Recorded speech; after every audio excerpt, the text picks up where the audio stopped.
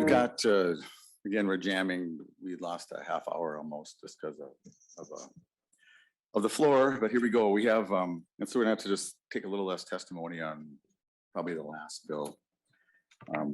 Or maybe the update part, but too bad.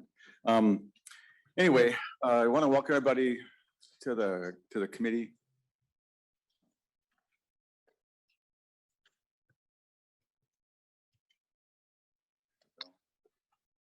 Technology, am I on? Yeah. All right.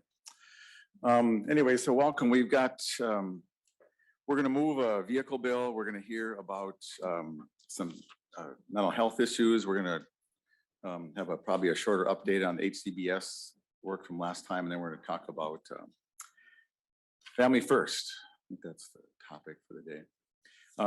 So let's just get this out of the way. So Senate File 4357. This is the most bland bill. It's a vehicle bill with Representative Schultz. I'm going to move that. Anybody got any questions about that?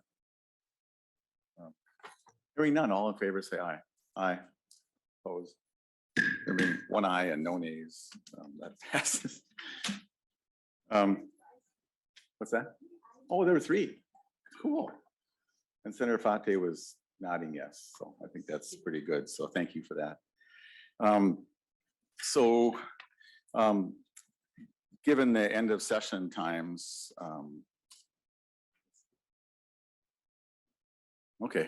given the end of session, the main authors of the next bill, Senate File 3249, are Senator Rosen's going to be here at some point, at which point we will take her up. So we're on this bill. I'm going to move it. We're actually moving this out today. And then if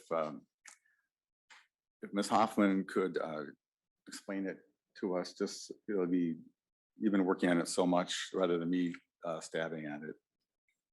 So Ms. Hoffman. Yeah, so this is Senate File 3249, and it is as proposed to be amended by the A1 delete everything amendment. The delete everything amendment creates about 18 different sections.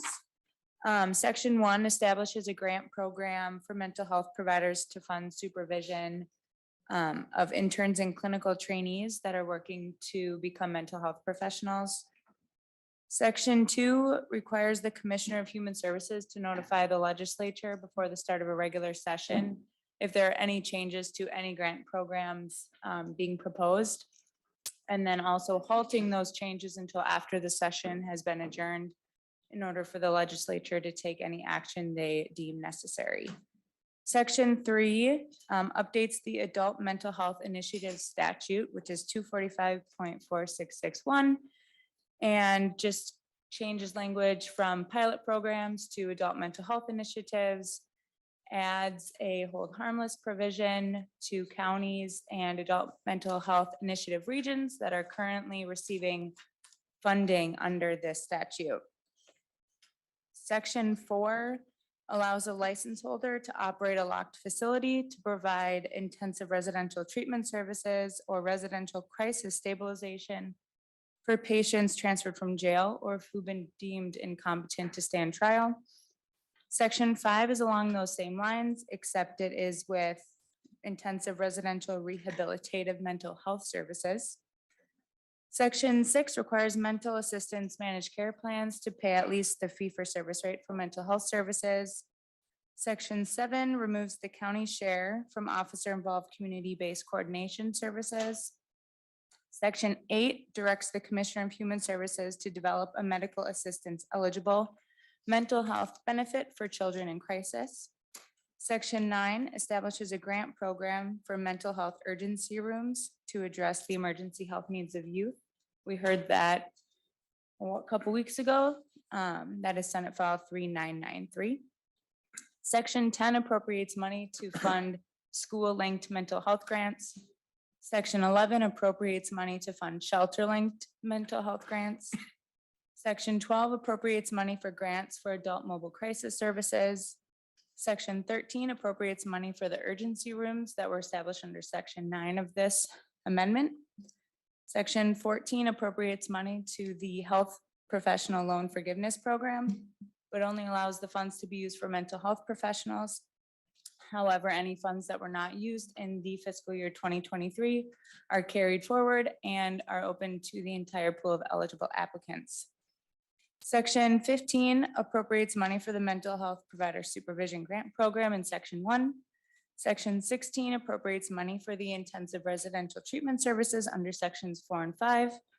Section 17 appropriates money for the adult mental health initiative regions and holding them harmless in case of a funding change.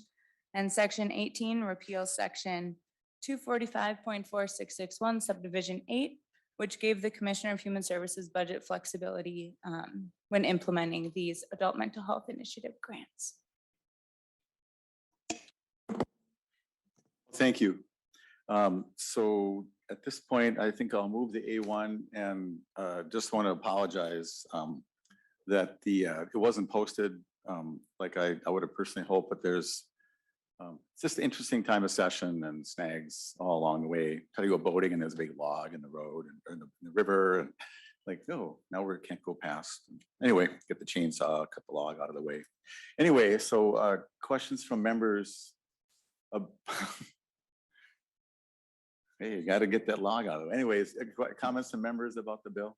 And Senator Rosen's going to be here. We're not going to vote on this until she has a chance to come and be a part of the discussion. But so we're going to get the bill kind of in order, take the testimony that's lined up, and then we're going to lay it over until she gets here. That's the plan. So if you have specific questions to items, I think to the author, I would suggest you wait for that. If you have technical questions from Ms. Hoffman, I would suggest that. So let's get the bill in order. Actually, is anybody in the audience having seen the bill, the draft for about an hour that wants to offer any comments? If you like it, don't tell us that. If you have concerns, I want to know about that if you happen to be here. So, okay, no one's rushing up. So all in favor of the A1, say aye. Aye. Opposed? That's adopted.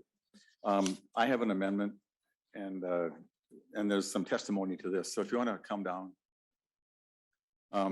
We covered in some detail the issue of competency restoration, which is now, both those bills are resting comfortably in the Judiciary Committee.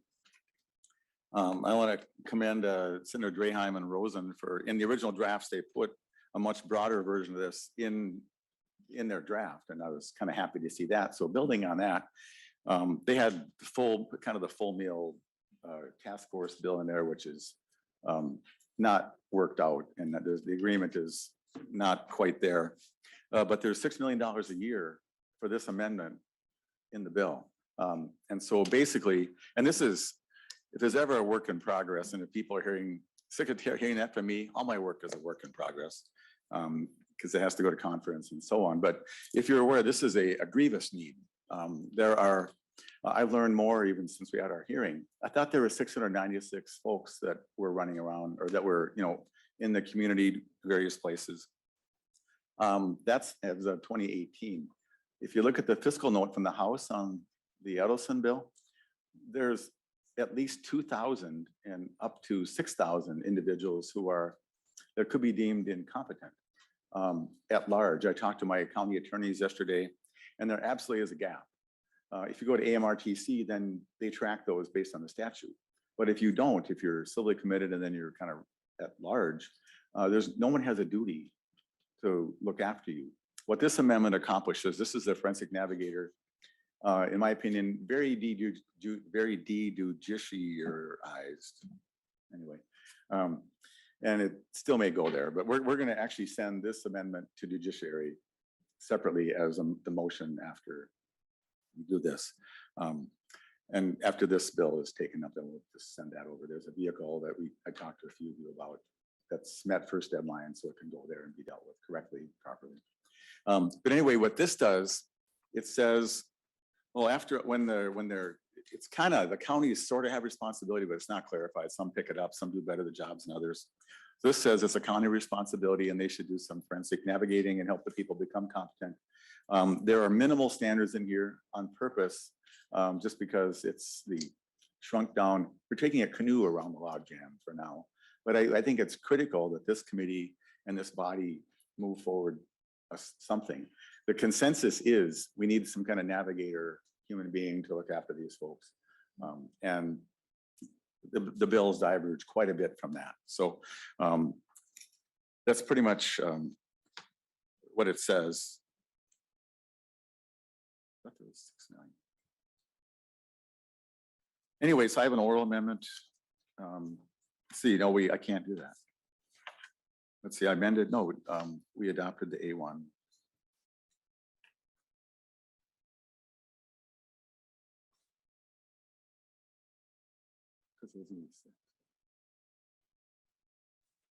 All right, anyway, I was minor, we'll leave it till later, but it's my understanding there was 6 million a year. So anyway, so testimony, sir, welcome to the committee.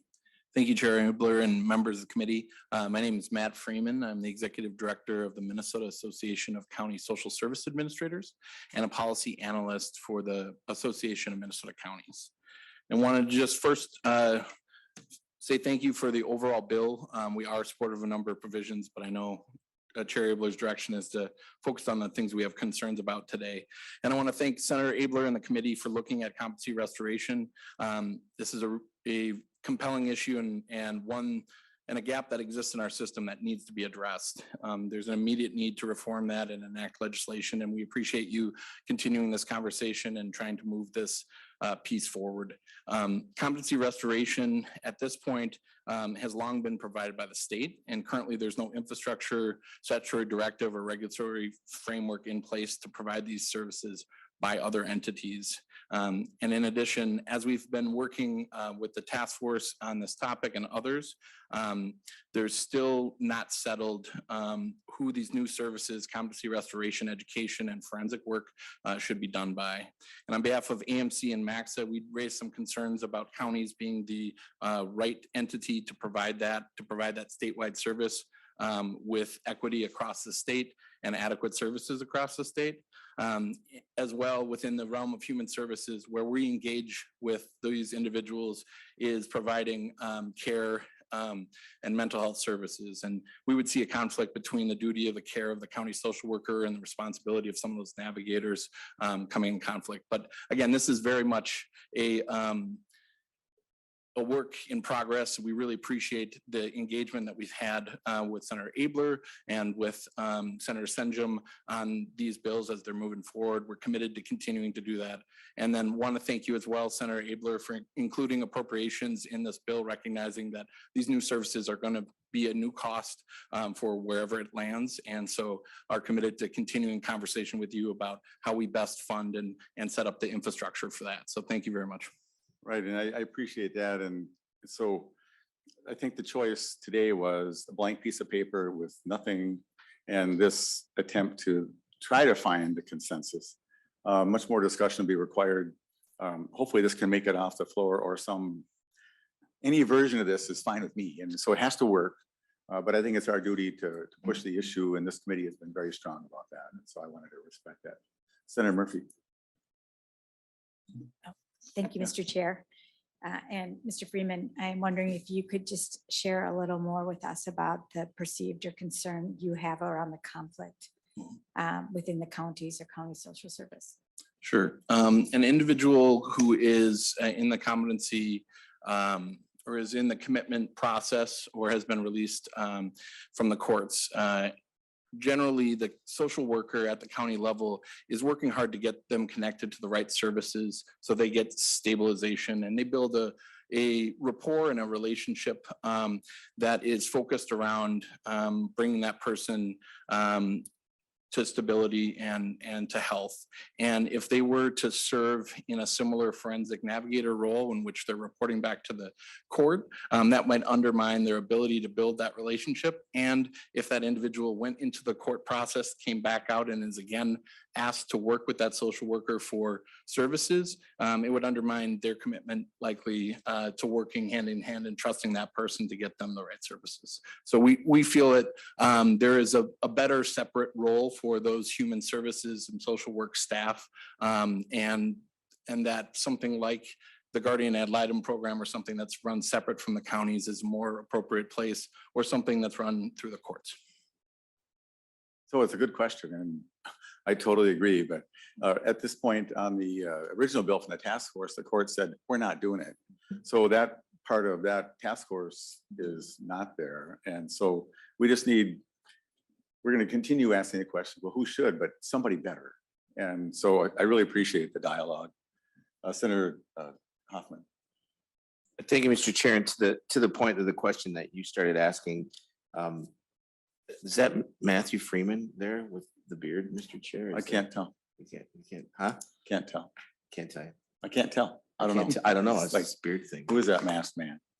But valuable, the competency restoration, that cycle that you're talking about, I mean, is there any way that not knowing the strategy of where, go ahead. Oh, No, Senator oh, Rosen. there she is. Maybe I should ask her that question. Yeah. Well, it's your bill. Yeah, we're talking it. We're just trying to move along. So. Yes, so just, staff reviewed the bill. We're talking about my amendment, and then we're going to talk back about your bill. So Senator Hoffman, ask your question. Thank you, Mr. Chair. I guess the question is, there are some components of this bill that are absolutely kind of match up to where you're going within, or where we are going within with our bill. Is there different avenues that we would be able to make sure that if this, if this full bill, depending on where it's going, is there a way that we can also marry the two, or marry the three, or marry the four, or marry the five, or whatever it is that you're. I'm already married, Senator Hoffman, so I don't know what I'd be marrying, but All right, I used the wrong thing. that was, so It's like, that's okay. this is, if you look at the whole bills, the single easy consensus point is a forensic navigator that helps people get back on track, housed, who knows where. And so this is the beginning of trying to get something done this session that will actually make a dent. So these 2,000 or more, oh, I forgot to tell you a story. There's over 2,000 individuals of felons. Anoka County has 79, I found it yesterday, it was 79, like 80 a year, new felons who are incompetent. And they track them the best they can, but some are simply not tracked. And so this is an effort to decide who shall and how shall we help these folks be tracked, but also become competent so they can go participate in their own defense. So this is in the legislative process, it's got a long ways to go. And so we're going to send the language to judiciary, and then they're going to help us through. This is part of a bill that actually is moving to go somewhere, and so it's kind of a hitchhiker right now. But there's a lot of interest in doing that. Senator Rosen has graciously contributed part of her target for this. And so the intention today is to send this off to HHS and send the clone off to judiciary so it can be dealt with. And then as those changes get worked through on the floor, the marriage may occur. Might be a public ceremony down there. So that's what I know. Senator Hoffman. See, Mr. Chair, to that point, you just validated what I was going to, but that's okay. I get it. Actually, that makes sense because there's some really wonderful components within what we're looking at policy wise and structurally wise that would address some really main. And I'll predict that won't be the final version. Then there's another body across the street that has a much different version of this. So, but I would really love to have this come back having solved part of this thing. This is mammoth, and so we're going to take a bite. Senator Benson. Thank you, Mr. Chair. When it comes to competency restoration, if the courts don't want to do it and the counties don't want to do it, then I think the legislature just needs to say, this is what's going to happen. Because if this gap really exists, and I don't want to force it on the counties, they have a lot. You put some money in the bill, so I would like solutions coming from the counties, because if we make the decision and you don't like it, or it doesn't work, then we're going to end up back here and we're going to end up spending more money having not solved the problem. So if the judiciary system is hands off, then it's on us to either tell the judiciary this is how it's going to work, or tell DHS you're going to manage it. But we need somebody to come with an actual solution instead of just I can't. Yeah, thank you. Senator Rosen. Thank you, Mr. Chair. And to that, talking with Mr. Albrecht we made sure that the counties were left harmless on this. There is money in there to make sure that they can, it's not an unfunded mandate. So I think that's as deep as we can go here. But any questions about this before we vote? I have a huge testimony I wrote out, Mr. Chair. No, I'm Well, just no, joking. on this amendment. No, just on this amendment. That's funny. Yeah. Senator Wiklund.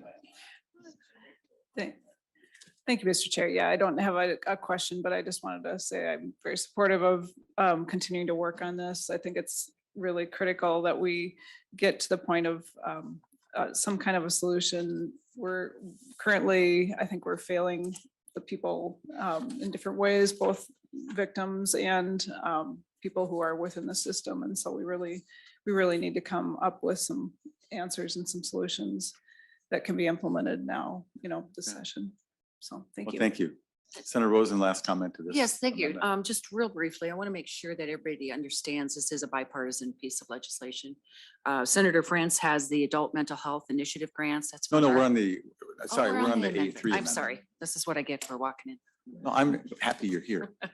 And actually the bill, I don't remember who's the author is on my bill, but I believe it says that this is, the question about the competency is absolutely a bipartisan. Representative Edelson has it here. Right. There's all tons of authors. So let's get that amendment out of the way and then we'll go back to the bill. All in favor of the A3, say aye. Aye. Aye. Opposed? Thank you. Senator Rosen. And so we don't have a lot of time, but if you could take, 6 or 8 minutes and kind of go through the highlights of the bill as you see it on the base bill, on the delete all. Thank you, Mr. Chair. And I just a couple little comments, but I think Ms. Youngenberger, who is online, could Oh. really do a great job summarizing, because a lot of that. Well, let's came do from- that because we haven't gotten to testimony. So Ms. Youngerberg, do you want to offer a comment yourself, Senator Rosen? And then Ms. Youngerberg, do you want to? Like I said, this is bipartisan. Senator France had the Adult Mental Health Initiative grants. Senator Isaacson worked with Senator Draheim on the mental health payment for supervising, the loan forgiveness, and the urgency rooms. We may have to beef up that urgency room to make sure we can get 2 pilots out of that. And there's 21.5 million in 22-23, and then 54 million in the tails. But I think it's a good package. Of course, we didn't get to everything, but I feel really good about it. And Senator Rosen, we did not have a spreadsheet. Do you have one that we could pass? I don't have a spreadsheet at this Okay. point. But, All right. Well, very good. Senator Key's committee will have All right. that. And And, okay, very good. Just asking. Yeah. It's end of session. So Ms. Youngerberg, did I say it right? Yeah, Ms. Youngerberg, welcome to the committee. And then Mr. Hunter here is perhaps, for questions. Okay. Well, Ms. Youngerberg, welcome to the committee.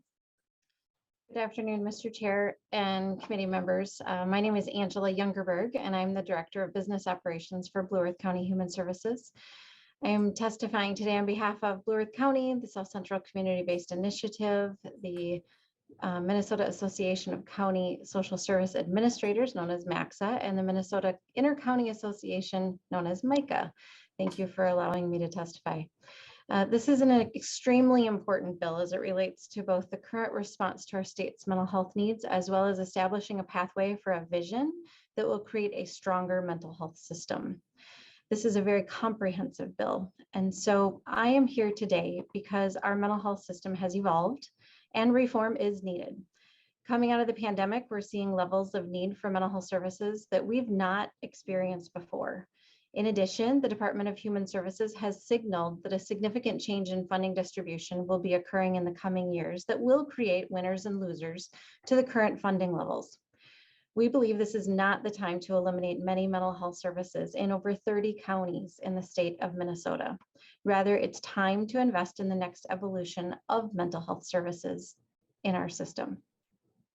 So to begin understanding the reform, we just need to quickly understand the why and how we got here. So from 1985 to 2002, when the initial funding was established, DHS had a vision for mental health systemic reform. The vision was to promote deinstitutionalization of individuals from the state hospitals. And so in some areas they invested money, in some areas they invested and mobilized staff from the state hospitals.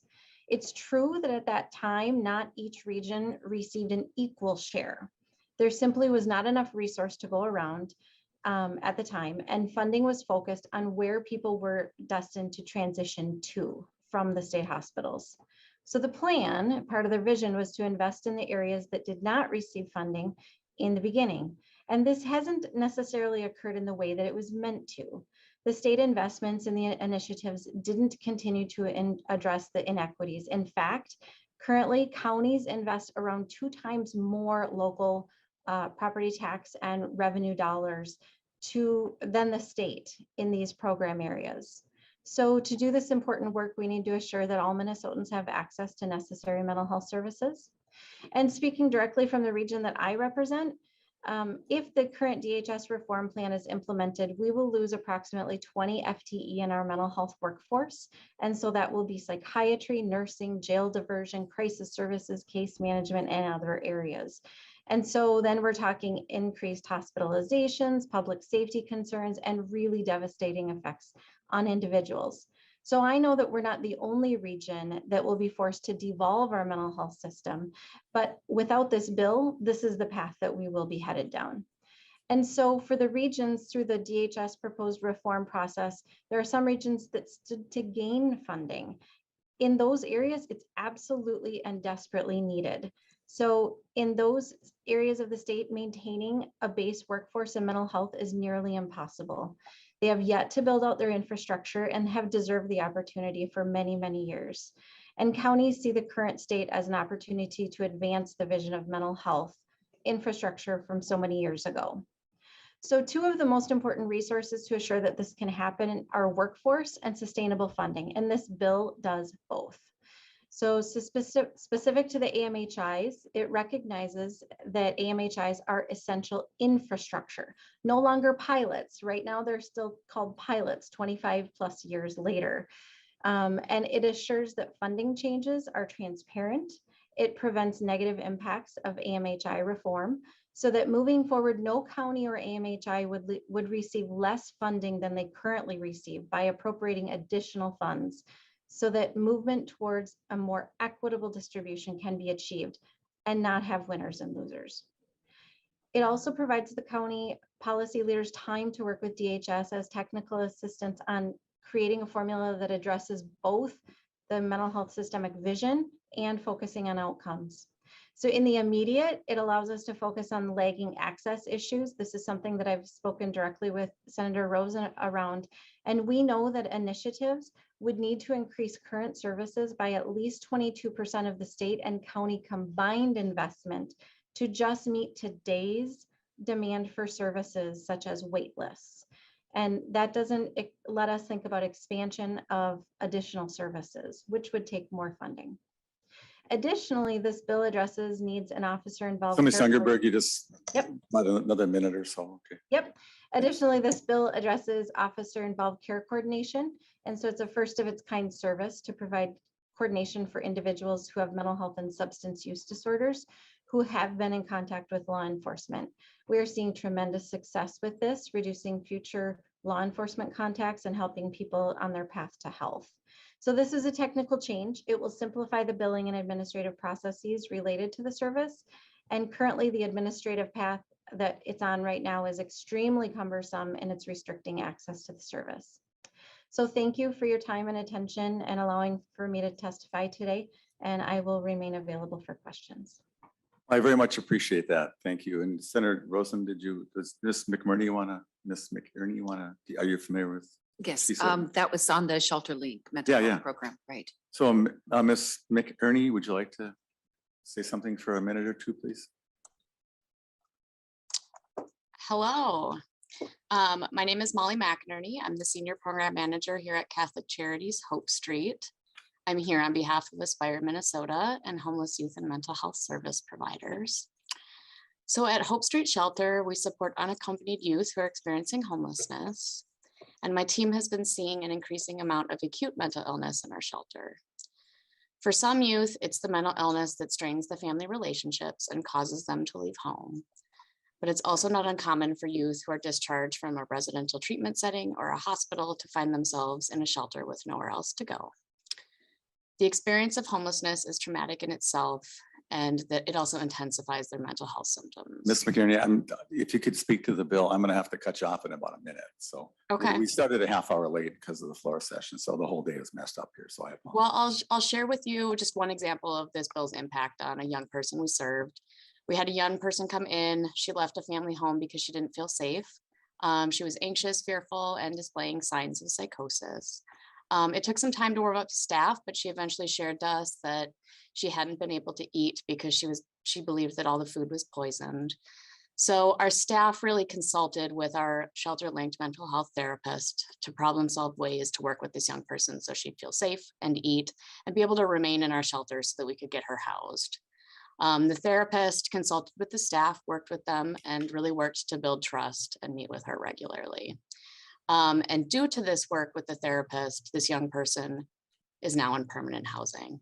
But if it weren't for this grant or the support of the therapist, her symptoms and her psychosis and paranoia towards others likely would have made her unsafe to remain in our program, and she would have had nowhere else to go.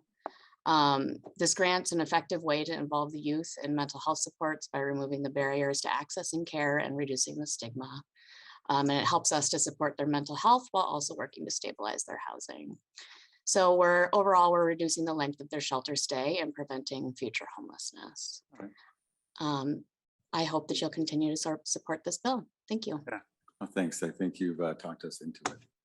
Now, sometimes we're kind of loosey-goosey here, but other times you just try to be more. Inside joke. Okay, thanks. Anyway, so we need to move along, and that it's a the target for the bill, the budget priority for the bill, what was that word? Is 50 million, I think, in the first year and 25 in the tails. Is that correct?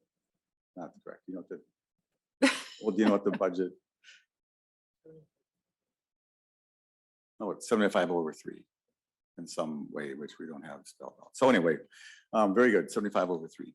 So final questions, anybody? Senator Rosen, final comment? Okay. I'd just like to say a lot of that, what's in here is some of it's new, some of it's been ongoing. Everybody in this room has an imprint of some kind on this bill and has been doing legislation. The shelter linked was from 2019. That was my bill back then. Has been highly successful.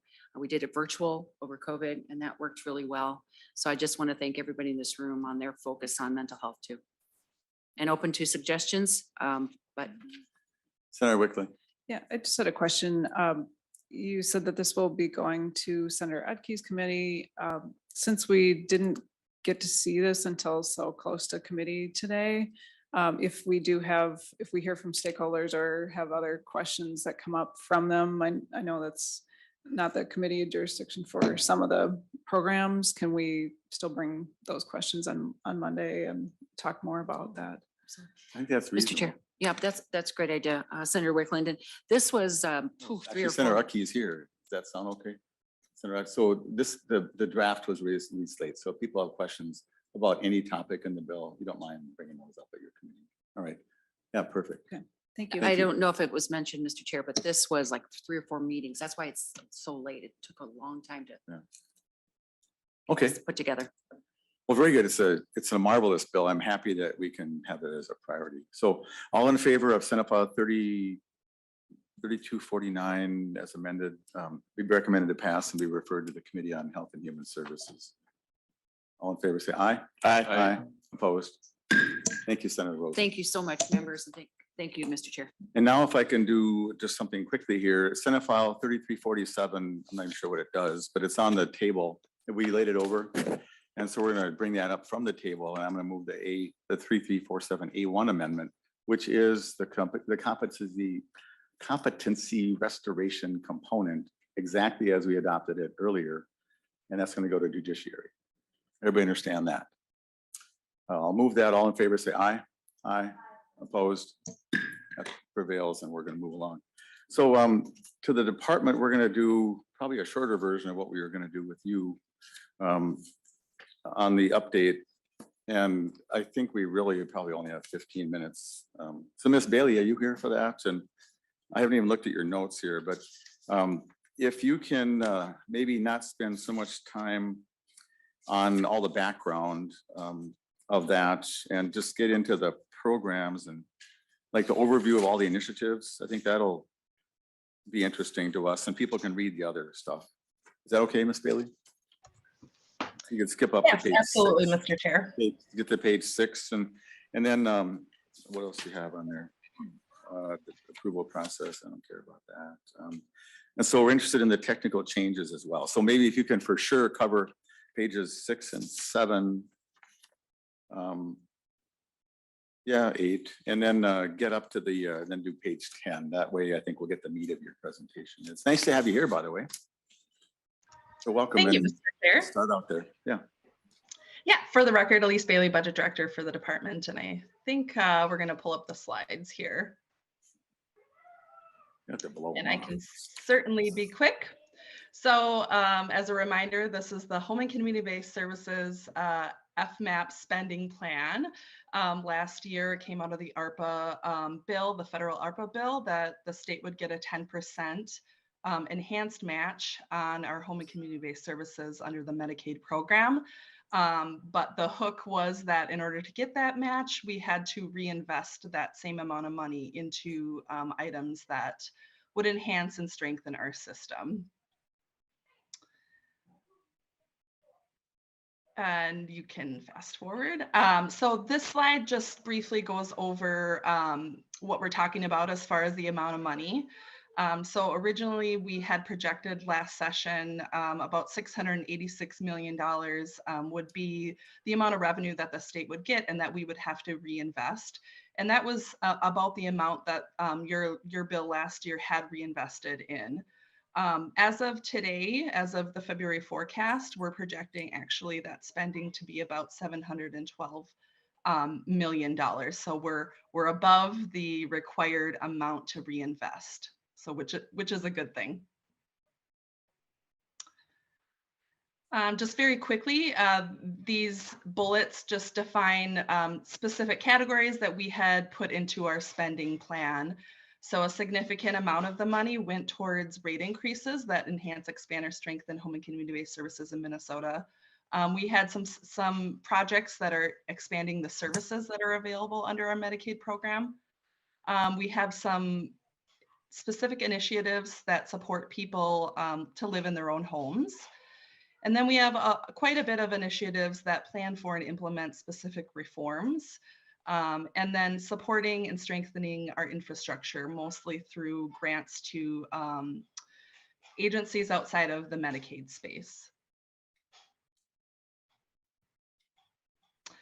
And the next two slides, I know, Mr. Chair, you wanted you mentioned you would like me to go into detail on these. I was just planning on putting these up here so that members have kind of an idea of the expansiveness of this plan and the number of items that we have within it. We have over 50 initiatives.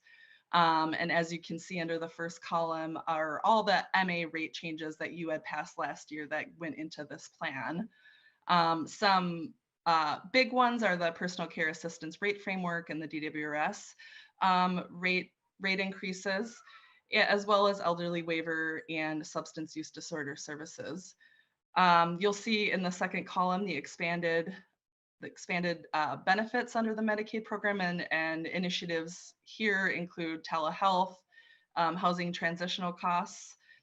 And then we have quite a bit of initiatives for people living in their own home in the third column. You can go to the next slide.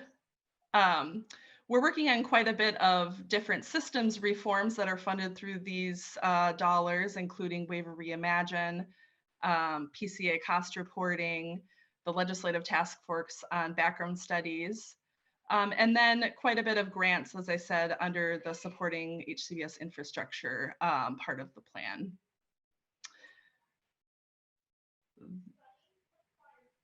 So about 60% of the funding is in rate increases, and most of them haven't been implemented at this time.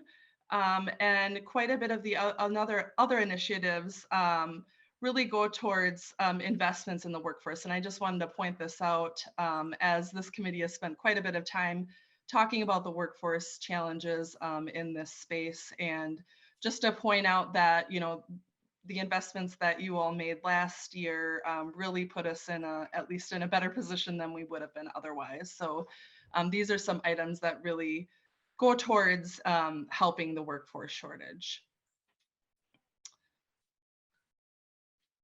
I know you didn't want me to go into this, but so we had quite a bit of work on our hands trying to get the plan approved by the federal government. So the bill passed late in June last year, and we submitted the plan by July 12th. We didn't get approval until the 24th. And there were a few conditions that we had to meet to get that conditional approval. One is that we couldn't include spending that occurs in IMDs. And you can go to the next slide.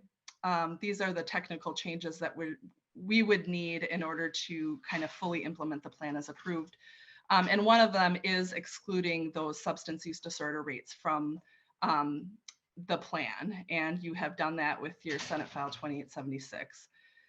The other technical change that we need to kind of fully implement the plan as approved is that several of the items are grants that started in fiscal year 2022. We are required to spend the money up to March of 2024. And so we don't have very much time to implement these items. And so many of them started in 2022 as they should have. But because we didn't get approval until January of this year, many of those grants are delayed. And so what this technical correction that you'll see in the governor's recommendation, as well as Senate File 4198 that we saw earlier in the week, or yesterday, I think that was, is to enable us to spend the 2022 appropriation in 2023. Thanks, Ms. Bailey. I think we're going to have your testimony stop there and have a few questions. Sounds great. Thanks. Want to leave your family first, people, your colleagues, a little chance to talk about that. Before I ask my questions, any questions from members? Ms. Bailey, there's some technical work we have to do. Are you aware that we're working on that somewhere? Is there a language, or is that buried in the governor's bill, or because we want to help you do that? Yes, Mr. Chair, it is in the governor's bill. It also is in, I believe, Senator Upkey's, the bill that we heard in Senator Upkey's committee yesterday, and I think I put that bill number on the slide, but it is included in that. All right. So just we want to. So Senator Upkey, you didn't move any of that forward in your bill, did you? The whole thing, all the corrections are in there, so we don't have to worry about it. All right, just making sure, because some of these things fall off the edge, so I just wanted to be sure about that. Later on, when you get a little caught up, and I think that would not be in the next week, it would be helpful to me, and I think to the members of the committee, to have a little table of all the different programs. I thought we'd have more time for more detail today, and we just sadly do not. So if there could be, there's like, would you say 50 or more? There was just a whole bunch of programs. It would be helpful to have like the name of it and like a 2-line description. How much money, and is it underway or awaiting a start? And maybe how long the money is going to last or something. So we would know, because I feel we have some oversight responsibility, and it is so complex and so much time to even go through that. At least if we could read about it, then that would be a good in lieu of. Does that sound possible, Ms. Bailey, in the next, maybe, I don't know, after, if it's available after Easter or something, or maybe you already have that laying around somewhere. Ms. Bailey? Yes, Mr. Chair, we'd be happy to provide that. And I know I'm probably asking a little bit of work. Senator Hoffman. Just talking about the federal ARPA, right? The things you're asking for is the on the full Fmap? Well, it's $700 million. Yeah. I think the public might be interested in knowing about that. Oh, absolutely. I wanted to know if you'd be interested in looking at it. There are other programs where money comes through because of the federal match, and then the state is supposed to utilize that, but instead it rolls into the general fund. Would that be worth the conversation at this point, Mr. Chair? You know where I'm going with this. So you're wondering how the ombudsman federal share got rolled into the forecast?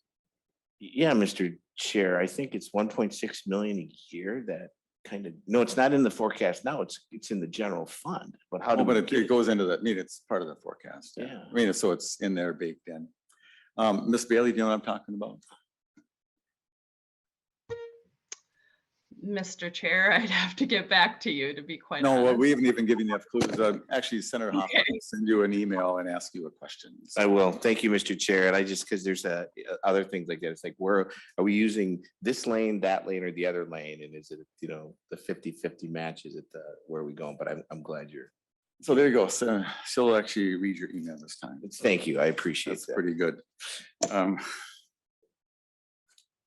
Okay, so any other questions for Ms. Bailey? Thank you. And Senator Nelson is going to join us, but we also have so there's a presentation, is that right, on Family First from the department? So do you guys want to do that first? And then we'll get Senator Rosen in front of us for her bill. So who's doing the presentation? Hello, Chair Abeler. My name is Barty Wahi, and I am the Deputy Assistant Commissioner for Children and Family Services Administration in DHS, and that would be me. Okay, well, great. So actually, we saved some time for you. We do have like a half hour for this part because it's really important and it seems like it's anyway. So how long does your presentation take about? I have been working on it, and I'm hoping that we can keep it to a nice 10 minutes, and then if there are questions, don't hold me to that, but I'm going to try really hard to do it. There's a The idea of lot a here. nice 10 minutes is just very appealing. So go ahead, Ms. Wahi, that'd be great. All right, and I believe we have the PowerPoint up. So perfect. Okay. All right. Well, for the record, Mr. Chair, members of the committee, my name is Barty Wahi, and I'm the Deputy Assistant Commissioner in Children and Family Services Administration at the Department of Human Services. I'm here to provide a brief overview of the Family First Prevention Services Act and the work that's been done to date so far to implement it here in Minnesota, and to share some of the related proposals in the governor's 2022 supplemental budget. Next slide. Perfect. Thank you. We have, I know that the committee has heard in past years updates around Family First Prevention Services Act. So I'm going to try to hit the highlights, but just to provide a quick refresher for those who might need it. The Federal Family First Prevention Services Act became law in 2018. And it seeks to reduce the number of children entering foster care by creating new prevention services and reduce reliance on congregate care for children in foster care by shifting some of those costs for care to state and local governments. To reduce reliance on congregate care, Family First established placement requirements for new specialized settings in care institutions, which include children's residential treatment programs, group homes, and corporate foster residences. To prevent entry into the foster care system, Family First provides Title IV reimbursement for prevention services for children at risk of entering foster care, and expand federal reimbursement for mental health services, substance abuse treatment, and in-home parenting programs that are rated and approved by the federal Title IV Prevention Services Clearinghouse. Next slide. To reduce reliance on congregate care, Family First limits federal Title IV reimbursement for the cost of out-of-home placement in congregate settings. Prior to October 1st, 2021, Title IV would reimburse 50% of the cost of out-of-home placement care for 4E eligible children. Under Family First, reimbursement ends after 2 weeks unless the placement is in one of 4 eligible settings that are included on the slide. And normally I wouldn't read to you, but there are a lot of acronyms here, so I do just want to highlight what those settings are. Qualified Residential Treatment Programs, or QRTP, programs certified to care for pregnant and parenting youth, PPY, programs certified to serve youth who have been or at risk of sex trafficking or commercial sexual exploitation, STY, and finally, extended foster care youth in supervised independent living settings, or SILS. Next slide. So first and foremost, just speaking to that certification process, DHS has approached Family First implementation in a phased-in approach.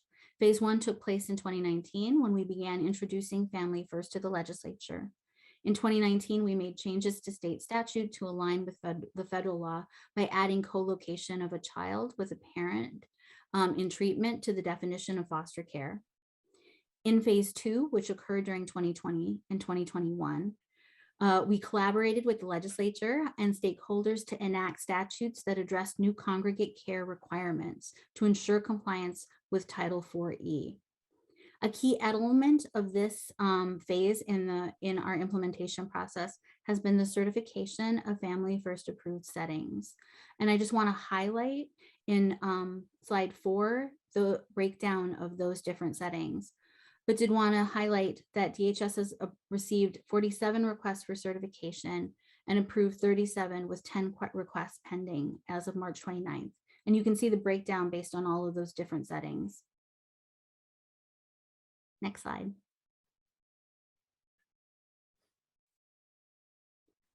So in addition to that, under Family First, a child placed in a QRTP must be assessed by a qualified individual, or a QI. All QIs are required to attend a mandatory 2-day training and become certified in a child and adolescent needs assessment tool specific for QRTP placement. DHS has piloted a program that provides this training and certification to QIs, and as of September 30th, 2021, DHS had trained and certified 74 QIs. The pilot also included a temporary statewide QI program to defray QI costs to counties and tribes. And under the pilot, 31 QIs have completed 98 QRTP assessments. We recognize that ongoing funding is needed to continue to pay for QI training and certification costs, as well as to provide QI services to counties and tribes. And this funding gap is addressed in the governor's budget. Next slide. So in addition to those elements, we have also been working hard at providing guidance and training. The department has provided training and webinars, has issued bulletins and practice guides, facilitated some statewide listening sessions with county supervisors, and continues to provide daily technical assistance and consultation for a broad group of program partners and stakeholders. The slide includes a link and that you all have to some of the related resources that are that can be found around those communications.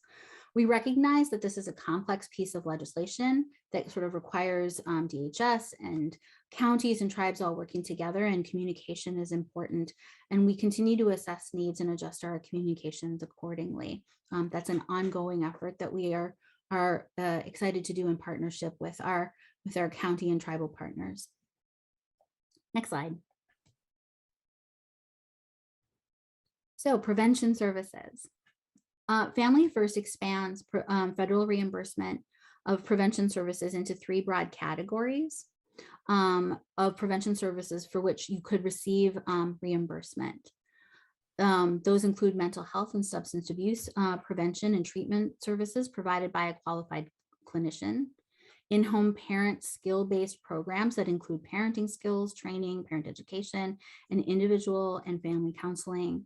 And finally, kinship navigator programs that help kinship caregivers access program and services to address the needs of the children that are in their care, as well as supports that are meaningful to the family themselves.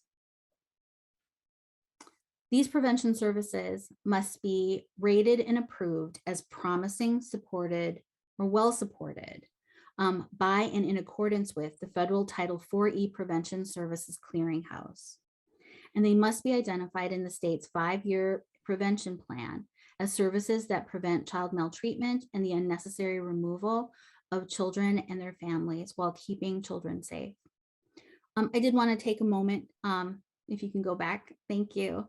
I did want to highlight that in order to really ensure a strong prevention plan, we are currently in the process of finalizing tribal consultation to make sure that the plan meets the needs of our American Indian children and families. We know that the overrepresentation of American Indian children in our system, who are oftentimes 16 times more likely to experience out-of-home placement than white children, require this attention, as well as the overrepresentation of Black and other children of color. Our prevention services plan really needs to be crafted carefully to ensure that we address these disparate outcomes and results, and that it takes time and intentional effort to ensure that we're working with tribes in a good way. Next slide. So remaining work, because there is remaining work. We are now able to move into the next phase of implementation, which includes several elements: establishing a sustainable statewide QI program, which is included in the governor's budget with a similar request that is in Senate File 4189 that will be before you today. Obtaining federal approval of the state's prevention services plan, supporting prevention services in becoming eligible for 4E reimbursement, which is included in the governor's budget. And then I think very importantly, to continue our process of engagement with counties and tribes and community to ensure strong implementation of both the prevention plan as it moves forward, and then also just further implementation. We know that this can't be done without strong partnership from counties and tribes, and are committed to that ongoing work of developing strong policies and processes to do that. Next slide, I think. Slide 10. Needed investments. So to support the next phase of Family First implementation, the governor's budget includes a $5 million annual investment to support promising prevention practices that can be part of the state's Family First Title 4E prevention plan. Specifically, this funding will support community-based providers in developing and implementing parent mentor programs across the state, and over time expanding and funding that will allow additional programs and services. The budget also includes funding for a new QI program that I spoke of before that will include support for the QI annual training and certification process, as well as provide state-funded QIs to counties and tribes for the assessment purposes. The budget also includes a request for investments to implement new and expanded Title 4E eligible prevention services and ongoing training related to Family First, because as I said, it is a complex piece of legislation. And finally, the budget includes an investment that to operationalize some of the IT requirements that are tied to the Family First Preservation Services Act. Next slide. So I think we wanted to be mindful that while Family First is really important, that Family First is actually embedded in a constellation of state and local investments needed to better ensure children who've entered the child welfare system are more likely to remain safely at home with their parents, or if removal is necessary, placed in care with relatives, as well as supported as they exit foster care to ensure they experience a successful transition. The governor's budget includes investments in strong programs, existing programs, such as the expansion of the Parent Support Outreach Program, expansion of the Family Group Decision-Making Program, and an increase in the state's contribution to the Family Assessment Response. These investments also provide more funding. There's also more funding available for county and tribal governments, including grants to support lowered caseloads for caseworkers working with youth in extended foster care, funding that supports youth as they are exiting foster care.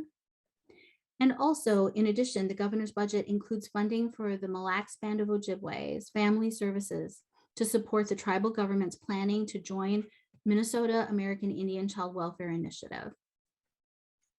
Next slide. Thank you. I just wanted to offer up this slide. I won't go into a lot of detail, and I apologize that writing is small. This is a roadmap that we've just provided to give people sort of a visual way to understand how this is moving forward. And happy to chat with folks who might want a little bit more information, but just wanted to provide that as well. I'll pause there and see if there are any Thanks, questions. Ms. Wahi. Senator Hoffman. Thank you, Mr. Chair. And is this a time you're going to allow for questions? Or you want to wait till the end?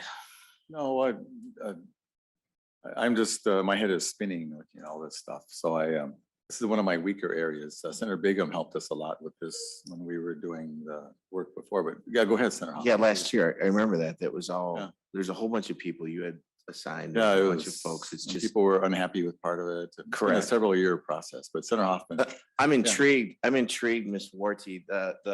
One of my favorite topics is the circle of health, which comes out of the Mille Lacs Band of Ojibwe. They figured out how to do a successful actually, it's a single payer system that works. They've seen diabetes rates go down. And when I see the carve out of their mental health perspective within this grant or within this proposal, Mr. Chair, I would hope, are you integrating or collaborating or coordinating the efforts? It's honest to God, that's the true thing, right, Jim? It's like, is it an integrated system? Are you working with the Circle of Health folks up there so that you're making sure that it's part of their big picture? Because it really is a good system. So can you comment on that? Ms. Wahi. I don't have specific information about that, but what I will say is that we have been working very hard through the ICWA Advisory Council, as well as through the process of tribal consultation and communication with tribes, and have been working closely with Mille Lacs Band around the effort to move forward with their own child welfare system. And I imagine that coordination is also taking place there within the context of the tribes, but I would certainly allow some of my colleagues, some of the at DHS to offer if we have additional information. So I think we're not going to have that, but so Senator Hoff, maybe you can take that Just offline. to the point, Yes, Mr. sir. Chair, it's all these great initiatives, yet when you think that something of a coordinated effort or conversation about something, that it's working, that there would be a stakeholder No, we just start over. piece in that. Why do we just start over again on this stuff? I mean, Clean slate. Joe Nekwanabe, I can pick up the phone right now and say, hey, how's the Circle of Health going up there? And he give you every statistic that you can think of, and it's absolutely working wonderful and beautiful. I love what they've done up there. So anyway, No, it just blows me away. Thank you. So I appreciate that. And this is the kind of topic you could spend 2 weeks of hearings on to just, if we're going to properly do it, at least we wanted a flavor. Just one more question, Ms. Wahi, and then we have a bill and then some more testifiers. This program came out with great promise. Jim Koppel's like, oh, it's going to be amazing, And is it amazing so far? Is it? Are we seeing? Can you tell me? I mean, you've gone through a lot of content here, but is it any impact on the system yet with what you've been doing, and not counting anything the governor is proposing, but to date, is there something better for what we have now? Mr. Chair, members of the committee, I would say that the process of implementing Family First has not been without its bumps. I think we can certainly sit and own that. It is a complex piece of federal legislation that requires tribes, counties, department, communities to all work together. And so I would say that it has not been without complexity, right? However, what I would say is that I think that there are many efforts, exciting efforts at the county and other things to think about how we can work together. And I think it's still too early. We're still in the early stages of our implementation process.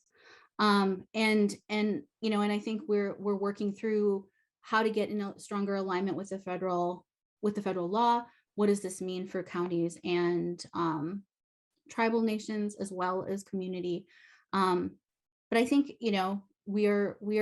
we at DHS are very committed to working in strong partnership with those partners to really implement and to see change, because I think we're all committed to strong outcomes for children, youth, and families. Well, we all agree on the goal. Just one more question, then we'll turn over to the second chapter of this bill. If no money comes forward this year, is it all going to grind to a halt, or is it going to still move forward in some way?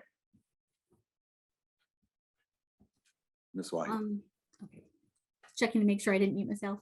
Mr. Chair, no, nothing will come grinding to a halt. I do think that there are added complexities, right, to some of the pieces that are that would need to move forward. But we continue to be in strong partnership to do the to continue our consultation process with tribes and to think about the implementation of the prevention services plan. But I will say, I do want to say that there would be some significant issues or challenges without resources to support the QRTP and the QI process and the pilot that has taken place so far. Yeah, I thought it was complicated to start with, and I think it's getting even more complicated. Anyway, thank you. I appreciate that was a very nice presentation. Senator Nelson, is the bill you have, is it the governor's bill, or is it another bill that's been derived from another source?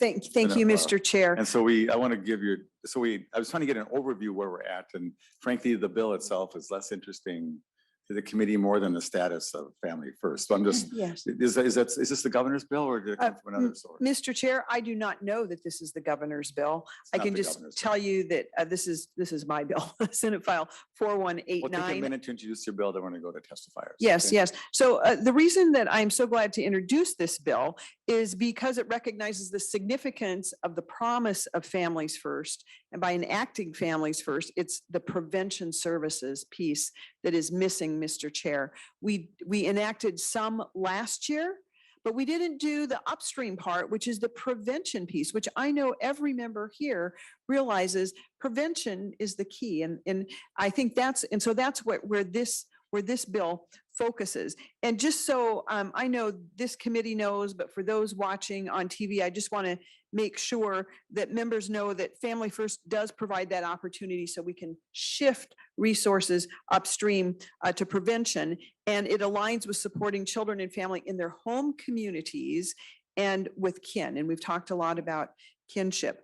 And therefore, by doing so, it reduces those later downstream out of home placements. So Senator Nelson, we only have 12 minutes left. And so can you Yes. stop there? So introduce your testifier, please. Yes, I would like to And are introduce. there two testifiers? I today? have two testifiers, Mr. Chair. First, I have Angie Teaser with Child Wellbeing Policy Analyst, Association of Minnesota Counties. And so welcome, Ms. Tees. And if, I'm just asking to be kind of blunt, we had a nice chat. I wish we had an hour or 2 hours for this. It's just so important and the stakes are so high. But can you just give us your view of the state of affairs, how it's going and how it seems, what looks like it's going to turn into? Absolutely. For the record, my name is Angie Tees, Child Wellbeing Policy Analyst for the Association of Minnesota Counties. Thank you, Senator Abeler and members of the committee for this hearing. And thank you, Senator Nelson, for authoring this important legislation. The state of Family First, what I would say is that this legislation was passed federally in 2018. Minnesota has had approximately 3 years to do the planning so that we could implement as of October 1, 2021. And when I say implementation, that is both residential services, placement prevention services, and kinship services. As Ms. Wahi indicated, the planning process has been extremely bumpy with about 3 iterations of a planning construct. Of note, the Department of Human Services as the lead 4E agency is the entity responsible for conducting that planning. Counties and tribes have been at the table and counties are committed to continuing to be at the table and engaging in this process. In a state supervised county administered system, counties are responsible for implementing and are the front line really to serve our children and families, ideally in community where as possible. So what this legislation does, there are 5 key provisions to it. Is this blunt enough for you? Okay. Actually, well, and the well, I mean, go over the bill like really quick, but I just Yep. want to know, really, I want to know where the snag is. And so I don't know even who to bother about how to move it along. So Does that make sense? It So does. Yeah, you're doing great. I will cover that. In the area of residential services, so what this bill does is it it funds the statewide qualified individual program, as Ms. Wahi indicated, that is included in the governor's budget. The language is a little bit different, and so we're working on reconciling that. It also, in section 2, we recognize that as a result of the loss of access to placements, we went from about a little over 100 placements that were 4E eligible for residential settings to 37 currently. Counties are just starting to realize that financial impact. And so this legislation asks counties to be held harmless for that. That lost 4E revenue. In the area of prevention services, what the presentation from Ms. Wahi did not indicate is that there are federal requirements to monitor progress and track the effectiveness of the programming that's associated. And we want to know if the programs we're implementing are actually making a difference in preventing out-of-home placements. Counties absolutely support that, as does the state, and it is a federal requirement under Family First. So there is funding, I believe it's section 4, that is in alignment with continuous improvement in the governor's budget. Counties support that. Frankly, we don't care if it happens internal to DHS or is contracted out. We just need to make sure that it happens, because if it doesn't, we won't be eligible for that reimbursement of 4E funds. I also want to point out that on prevention services, we need an upfront investment in that programming to then claim 50% reimbursement from the feds. So I think it's section 3 begins to get at that upfront investment. The 2 programs that we've identified to date are Parents as Teachers and Motivational Interviewing. Those were not highlighted, but those are evidence-based programming on the clearinghouse and have been identified by counties, state, and the tribes. So we need to expand that programming so that more families are eligible to receive it, more counties are eligible to deliver it, and we can engage more providers in doing that, so then we can receive the 50% reimbursement on the back end. The third and final point I will make is that if we don't make the investments both in the continuous improvement at the state level and section 5, which is the local level, there will be an increased need to monitor the programming, manage the fidelity pieces. There's data administration, program development, everything that goes into continuous quality improvement. We also need to build that infrastructure at a local level. It doesn't currently exist. And if we're going to be in compliance with the feds on this, we need to make that investment at a state and a local level. And so how are we doing at that? I mean, so are we on, so the focus here and the expenditures we're doing out of this committee, which is where the money would come from, is all about the workforce collapse in group homes and nursing homes and all that. And this is probably important as well, but it's just so complex. So if nothing, let's say no money comes forward, what's going to happen to the program? If no, This Mr. Chair and Next year's members. a budget year. We did our budget year last year. We anticipated, we spent a ton of money in this committee last year. And so what is going to happen between now and next year, given the current level of funding? Do you know that? Mr. Chair and members of the committee, we anticipate as counties that if money does not come forward from the state, that will be a more of a burden on counties, and counties will be asked to do the continuous quality improvement. We will be asked to upfront spend on the programming, and our counties are already overburdened. So I mean, it's a cost, but what's going to happen to the program? What's going to happen to the kids? We won't be able to implement the programs, and frankly, we won't be able to prevent the out-of-home placements and draw down the federal revenue. But so you'll do what you've been doing. We'll do what we've been doing, Chair. I just wish we had more time. And there's another testifier. Ms. Sanis, did you want to say something? Good afternoon. This is Karen Sanis. I'm the Health and Human Services Director for Winona County, and I have been part of the Families First Prevention and Services Act core team and steering committee since its inception for several years now. One of the areas I wanted to focus on is the area of the evidence-based family home visiting program that is being proposed as one of the services provided in the Families First Prevention and Services Plan for the state of Minnesota. What the evidence-based family home visiting program that is being proposed is Parents as Teachers. Parents as Teachers is currently in approximately 10 counties in the metro area in the southeastern region of Minnesota. Parents as Teachers is part of that Title IV-E clearinghouse. And what that means is that, and it has received the highest rating of a well-supported evidence-based program, and which that means that there is a potential for highly positive outcomes for community interventions for families that qualify for the service. One of the things that I wanted to just discuss was is that these family home visiting programs are already in several of the counties, but we need to expand these services and to have these services available to our families. And the idea is that one of these home visits would help solve some of the family problems so it doesn't escalate. Is that what you're getting at? Ms. Sanis? Yes, and I've worked in children and family services for the career. And one of the examples I wanted to provide was, several years ago, Winona County received an intake on a very young mother. She was a young mother. She had a 2-year-old and a newborn. The newborn had severe disabilities.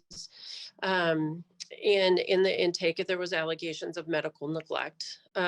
Within, it was screened in for assessment, and the assessment concluded that the mother did not medically neglect her child, but there was a need for extensive services within the family. Within that, that social worker then did do a referral to our public health department, and an evidence-based family home visiting program nurse did start working with this very young mother and did provide the services needed. Intakes kept coming in and assessments kept being conducted, but between the collaborative work between this public health nurse and this child protection assessor, they were able to remedy the issues within the family, and the family day is still intact, and she continues to reach out for services whenever needed. Now, I can't say with certainty that this child has been placed out of home, but we do know that there has been the quality of life for this family has significantly increased because of these services. So that's going to be all the story you get to tell us. That's a really good story to end on. At least something good worked out. We've just got so many challenges. Senator Wiklund or Murphy, do you want to offer any comments? This is so complicated and so important. Senator Benson, not Senator Nelson. Thank you. We've got like 2 minutes, so I'll let you have the last 2 minutes. I would like to have just 2 minutes of final comments, Mr. Chair, probably closer to a minute. One, I want to thank you for hearing this bill. Senate File 4189, as I said, is the last part of Families First, which has not been implemented yet, which is the prevention services, which would lessen the amount of out-of-home placements. And you will remember, Mr. Chair and committee members, that not too many years ago, Minnesota was leading the nation in the amount of out-of-home placements. This bill will help prevent some of those out-of-home placements. I also want to note that we are one of only 12 states that have not yet taken advantage of the 50% federal match for these prevention services. I believe that it is time we do that. It is important for kids. And to your question, Mr. Chair, without this type of investment, kids will not be served. They will not get those prevention services, and we will see more out-of-home placements. And we, as stewards of state finances, will forego a 50% match from the feds. So Senator Nelson, thank what you, is your Mr. bill? Chair. Do you know what your bill costs? Well, I have, I mean, you don't have yes, I have $1.3 million in fiscal year 2023. No, there's a bunch of blanks. So. I do not have those costs. I have All right. the first cost for the, Okay. thank you. So it just, do you know what the total, I mean, it's just nice to know what a bill is going to cost besides a bunch of blanks. So do you have any idea? Chair Abeler and members of the committee, We have $1.3 million annually for the qualified individual program. For the continuous improvement, excuse me, it is approximately 1.1 million in. So the whole bill costs like 10 million a year? In the ballpark or? Before we go there, we are currently We're out of time, involved So I just wanted a direct answer. in the Office of Continuous Improvement, or the OCI process. We're working through those details with the department and anticipate having a financial number by the end of session. This is the end of session as It's far as late. this committee goes. So, So yes. I appreciate that. So anyway, just let me, to the counties who are watching this, this is a really important thing. I, for one, feel way underinformed about this. Senator Bingham did a lot of it. I miss her on this committee for that reason. But I think it would be well for who's ever on whatever counties have people on this committee. We need to know more about it. I need to sit down with Anoka County, other counties, so we can actually help guide this thing and make it a priority. Right now, it's invisible. And it had a big promise, and I was supposed to make everything amazing. And from what I hear, it's just riddled with challenges. And Ms. Wahi, you were very helpful in understanding that. And I can't imagine the challenges you faced trying to head this thing up. And we so want you to succeed, because these kids young adults, whatever, I guess they're kids, just deserve every chance they can get to get off on the right foot. So anyway, Tuesday is the markup day. We're going to go straight through till it's done. Thanks for your attention. And with that, have a nice weekend.